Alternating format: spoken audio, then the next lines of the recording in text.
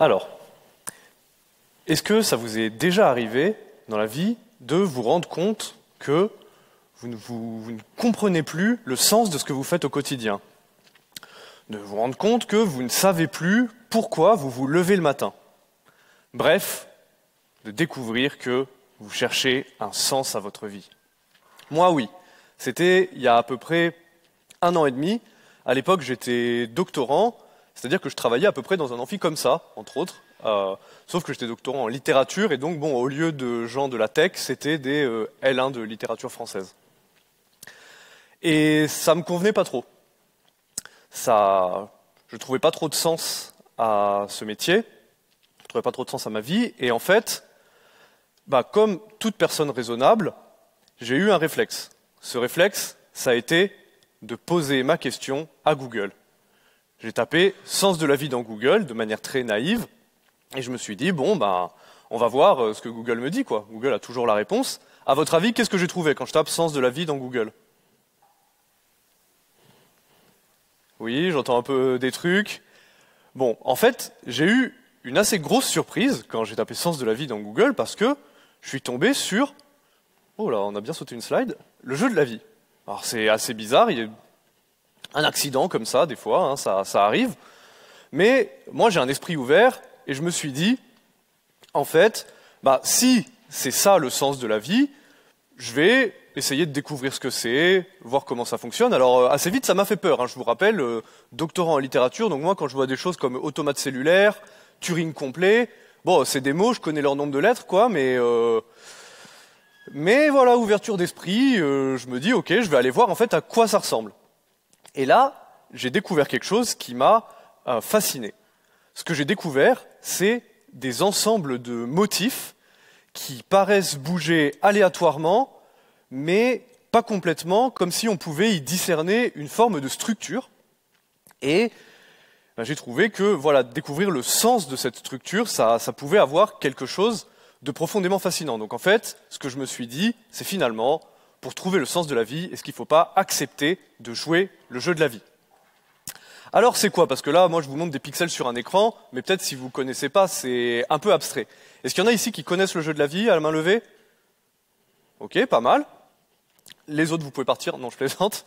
C'est à vous que cette section est dédiée. Le jeu de la vie, c'est avant tout un jeu à 0 joueur. C'est le truc le plus déconcertant. En fait, c'est un jeu auquel vous ne jouez pas. C'est un jeu que vous regardez se jouer tout seul. Dans le jeu de la vie, vous n'êtes que spectateur. Je vous laisse en tirer les conclusions qui s'imposent. Comment ça fonctionne? C'est un plateau infini en 2 dimensions, c'est-à-dire une grille sur laquelle on a des cases. Ces cases, elles ont un état binaire. Okay, ça veut dire c'est blanc ou noir, vivant ou mort, rempli ou vide. Okay, les cases noires sont les cases vivantes. Et donc, en fait, le principe du jeu de la vie, c'est de regarder passer les générations. Une génération, c'est un état du plateau, et le jeu de la vie est un jeu déterministe. Un état du plateau en entraîne nécessairement un autre à la génération suivante.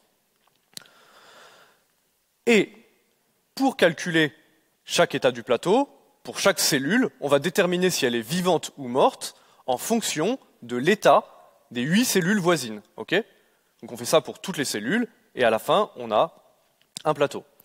Alors là, vous vous dites, c'est peut-être un peu compliqué, il nous embarque dans un truc difficile. Je vous rassure, en plus on n'a que 15 minutes, donc j'ai dû choisir quelque chose de simple. En fait, le jeu de la vie, il n'a que 4 règles. Donc c'est peut-être un des jeux les plus simples que vous verrez dans votre vie. On commence. Première règle pour déterminer si une cellule est vivante ou morte. D'une génération à une autre, toute cellule vivante qui a moins de 2 voisins vivants meurt à la génération d'après. Notre petite cellule témoin verte, là, à la génération suivante, j'ai encore sauté une slide en trop, c'est ciao. Deuxième règle, toute cellule vivante avec 2 ou 3 voisins survit à la génération d'après. Okay, donc là, notre cellule verte, elle est entourée de 3 voisins, elle survit à la génération d'après. Règle 3, règle de surpopulation, toute cellule vivante avec plus de 3 voisins meurt à la génération d'après. Là, ici, 4 voisins autour de notre cellule verte, génération suivante, adios, elle est morte. Et bon. Finalement, dernière règle, et en fait c'est la plus intéressante, je l'ai rapidement spoilé, en fait, jusqu'ici, on n'a que des règles qui font que des cellules vivantes peuvent se maintenir en vie ou mourir. Mais ça ne fait pas quelque chose de très intéressant. En fait, ce qu'il nous faut, c'est une règle qui permette de faire de la nécromancie. de ressusciter les cellules mortes. Cette règle, c'est la 4e règle, c'est la plus importante. Toute cellule morte avec exactement 3 voisins peut devenir vivante à la génération d'après. C'est ce qui fait que nos motifs du jeu de la vie, ils vont pas seulement rétrécir ou se stabiliser, mais ils peuvent évoluer, se déplacer et croître. Okay ? Alors, ça, c'est le jeu de la vie. Je commence un petit peu à mieux comprendre, et donc je me dis, bon, bah, pour trouver le sens de la vie, est-ce qu'il ne faut pas vraiment comprendre comment ça fonctionne et peut-être essayer de le réimplémenter? Donc là, je remonte mes manches, je me dis, bon, développement informatique un petit peu difficile, je tente de faire une formation, de me reconvertir dans le web, j'apprends quelques trucs, et je me dis, bon, bah, c'est parti, on va tenter ça en JS. Donc, évidemment, c'est une implémentation tout à fait naïve que je vous propose. En gros, j'ai un tableau d'entiers binaires qui représente mon plateau. J'ai commencé avec un plateau fini, pour ne pas me poser trop de difficultés.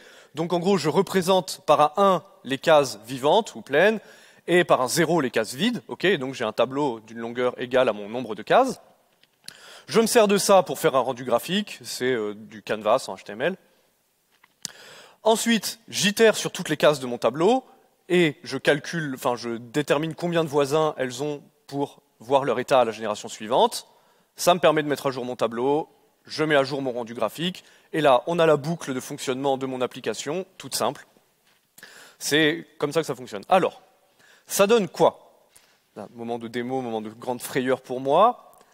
Ça donne ça. Donc, déjà, ça marche. C'est un petit peu plus saccadé sur l'écran, moi, je vous jure, ça marche hyper bien. Mais, bon, j'étais satisfait. Je me dis, ok, j'ai déjà quand même fait un truc qui fonctionne, c'est pas mal. Mais je vous rappelle, le but de ça, c'était pas simplement de faire une application, mais c'était bien pour moi de trouver le sens de la vie. Et en fait, j'ai rapidement été confronté à une petite limite, c'est que je me suis dit, mais en fait, est-ce que le sens de ma vie, il tient sur un univers fini de 100 cases par 100 cases? Pas vraiment, ça c'est peut-être le sens, je sais pas, d'une semaine, d'un mois, de ma vie, mais pas beaucoup plus. Donc, évidemment, j'ai décidé de scaler, et j'ai tenté de rendre une grille plus grande. Et là, c'est le drame. On voit mieux comme ça, en fait, je trouve, pour vous. En fait, là, ça rame sévère. Et là, ça m'a jeté dans une crise existentielle, hein, puisque je vous rappelle que je fais pas juste ça pour m'amuser, quoi, mais qu'il y avait un vrai enjeu pour moi. Et là, je me dis, mais en fait, je ne connaîtrai jamais le sens de la vie, puisqu'en fait, elle sera terminée avant même que l'exécution de mon programme soit arrivée à un point intéressant. Donc, j'étais confronté, voilà, à un premier échec dans le monde du développement. J'avais un problème de performance sur mon application. Mais j'avais commencé à avoir quelques réflexes, et donc j'ai pas paniqué. J'ai été voir mon fidèle débugger, j'ai traqué les performances de mon application, et j'ai été voir, on va voir ce qui est lent, et on va arranger le problème. Alors, on va décrypter ensemble ce graphique. Ce qui nous intéresse, c'est ça. En fait, ce graphique, donc c'est en gros, il vous montre à quoi mon application passe son temps, okay, de calcul. Et ce qu'on voit, c'est qu'en jaune, c'est le temps passé à faire du JavaScript, c'est-à-dire à calculer l'état du plateau du jeu de la vie, et en bleu, c'est le temps passé dans le DOM à faire du rendu graphique. Donc ce qu'on voit ici, c'est que je passe la plupart de mon temps à faire du calcul, et non pas à faire du rendu graphique, ce qui est confirmé comme ça. On voit que je passe 2/3 de mon temps à calculer l'état suivant du plateau. Bon, là, je me suis dit, ok, j'avais deux choix en fait. Je me suis dit, j'ai un problème de performance, est-ce que j'optimise mon algorithme, ou est-ce qu'au contraire, je blâme mon langage en disant, de toutes les manières, c'est le langage qui est nul, on ne peut pas faire mieux. Évidemment, j'étais déjà en train de devenir un vrai dev JavaScript, donc je déteste mon langage. Et c'est là que WebAssembly arrive. C'est pour ça que vous êtes là, donc je vous l'offre, on est là, on a 5 minutes, on va en parler. Alors qu'est-ce que j'ai fait avec WebAssembly? En fait, WebAssembly, et là je vous montre un graphique très compliqué, c'est une cible de compilation. Okay, donc c'est-à-dire que c'est un format dans lequel vous pouvez compiler depuis n'importe quel langage, et ensuite, ce format, vous pouvez l'exécuter dans un navigateur, et même en fait dans plein d'autres contextes. C'est très mal nommé, WebAssembly. Donc moi, pour optimiser les performances, j'ai décidé de réécrire mon module qui calcule l'état du plateau du jeu de la vie en Rust. Okay, donc un langage plus bas niveau qui offre de meilleures performances. Et le principe de WebAssembly, c'est que c'est l'intermédiaire qui va permettre d'exécuter du Rust dans mon navigateur. Donc, je compile en WebAssembly au lieu de compiler en binaire Rust. J'utilise une petite lib dans ma toolchain qui s'appelle wasm-by-gen, qui, en plus, va générer des fichiers JS de binding, ce qui fait que moi, ensuite, dans le code de mon application, je vais pouvoir appeler mon module WebAssembly comme j'appellerais un module en JavaScript. Donc, c'est assez pratique à utiliser, sinon c'est bien galère quand même. Et ensuite, tout ça s'exécute dans mon navigateur et on va voir ce que ça donne. Alors, donc là, on a toujours l'application en JavaScript et quand je vais cliquer là, on va passer en Wasm, on va voyager dans une autre dimension, préparez-vous. C'est parti. Et là, vous voyez directement que ça n'a rien à voir. C'est vraiment, là, le gain de performance est exceptionnel. Je vois que vous êtes subjugués. Ces réactions enthousiastes me font chaud au cœur. Non, en fait, je me moque de vous, évidemment. Vous vous rappelez que sur un plateau de cette taille, on n'avait aucun problème de performance en JavaScript, donc il n'y a pas du tout de raison que changer la techno améliore la performance. Ce que vous attendez, c'est que je clique sur ce bouton et qu'on voit ce que ça donne sur une plus grosse grille. Et en fait, ça rame toujours. Alors pour moi, qui ai passé beaucoup de temps sur ces applications, ça n'a rien à voir, ça va un petit peu plus vite, et pour moi, ça veut dire beaucoup. Mais c'est quand même pas super satisfaisant. Alors j'ai investigué, j'ai regardé, en fait, je me suis dit, mais en fait, là, on a le problème typique dans les optimisations de performance du maillon faible. En fait, même si j'améliore la performance du calcul de l'état du jeu de la vie, tant que j'ai un rendu assez lent en canvas, en fait, j'ai un plafond de verre que je pourrais jamais dépasser. Donc j'optimise un petit peu mes performances, mais c'est pas exceptionnel. Pour essayer de mieux mesurer à quel point en WebAssembly on améliore les performances, j'ai décidé de faire un autre mode de rendu dans lequel je rends graphiquement l'état du jeu de la vie toutes les 10 générations. Donc en gros, je les calcule 10 à la fois, ça fait un rendu plus saccadé, mais en gros, ça augmente l'impact de mon optimisation de performance sur la logique. Et donc là, si on switch de l'un à l'autre, donc on peut voir qu'en gros, là, on tourne autour de 4-5 frames par seconde, donc ça veut dire 40-50 générations par seconde. Normalement, en JavaScript, on n'est plus là, on est plutôt autour de 2-3. Donc quand même, quand on voit qu'on réduit l'impact graphique, ça va un petit peu mieux. Et il y a une vraie amélioration de performance, même si on n'a pas résolu tous les problèmes. Donc, on va quand même aller voir dans le debugger ce que ça donne. Et là, la bonne nouvelle, c'est qu'en fait, on a inversé le rapport. En fait, voilà, il y a deux. Donc ça, c'est en haut, je vous ai remis l'ancien graphique. En bas, c'est le nouveau. Et ce que vous voyez, c'est qu'on a inversé le rapport. Maintenant, on passe 2/3 de notre temps à faire du rendu graphique, 1/3 de notre temps à calculer les états. Et en fait, ce qui est intéressant sur ces graphiques, c'est qu'on voit que le graphique du bas, il est beaucoup plus resserré, il présente beaucoup plus de vagues. Chaque vague, c'est une génération. Et donc, en fait, ce qu'on peut voir, c'est que dans le même temps, on processe beaucoup plus de générations.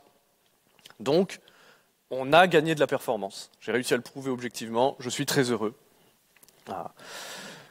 Donc, on le voit, c'est validé ici par les chiffres. Alors, j'ai quand même proposé un petit graphique parce que je ne voulais pas vous laisser comme ça sur votre faim. Vous vous dites peut-être, mais en fait, dans le fond, c'est quoi le gain de performance? Donc, ce que j'ai fait, c'est que j'ai fait un script qui calcule 1000 générations du jeu de la vie sur des plateaux de plus en plus grands, de 10 000 à 1 million de cases, et je regarde quel temps on prend pour calculer 1000 générations avec mon module en JavaScript, mon module en Wasm. Okay, et donc ce qu'on voit, c'est que quand même les performances du Wasm sont bien supérieures et que ça tient mieux la charge, puisque au-dessus d'1 million de générations, on passe plus de 2 minutes à calculer l'état du plateau en JavaScript. J'ai fait les tests à la main et je vous jure que bloquer mon navigateur pendant 2 minutes pour calculer, c'était un peu chiant.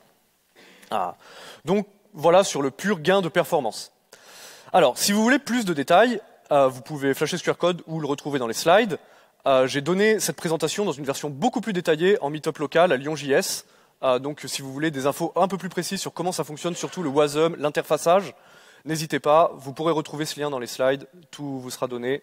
Je passe à la suivante. Donc, est-ce qu'on pourrait faire le bilan? Alors, est-ce que j'ai trouvé le sens de la vie grâce à WebAssembly? Pas vraiment. Est-ce que ce titre est un peu putassier? C'est possible. Néanmoins, si on ne se concentre pas sur la destination, mais si on regarde le chemin parcouru. En fait, moi, entre-temps, en ayant fait cette application, j'ai quand même fait une application sympa, je me suis reconverti, j'ai trouvé du travail dans une ESN plutôt cool, je vous en parle à la slide suivante, et j'ai pu venir vous donner ce talk, et c'était un réel plaisir pour moi. Je vous remercie de m'avoir écouté, et on va aller manger bientôt. Merci.